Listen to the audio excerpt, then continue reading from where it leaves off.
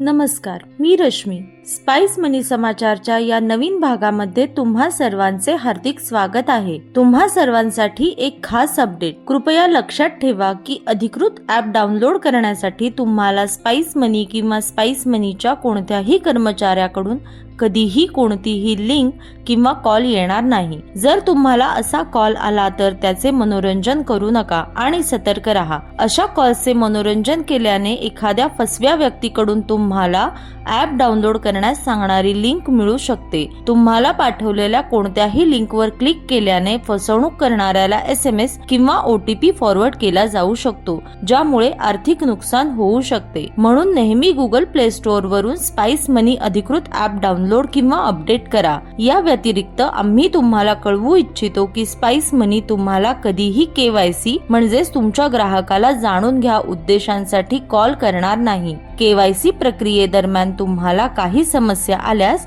कृपया प्रदान केलेल्या ग्राहक सेवा क्रमांकावर किंवा पत्त्यावर संपर्क साधा. सावध रहा, माहिती ठेवा, सुरक्षित रहा. धन्यवाद.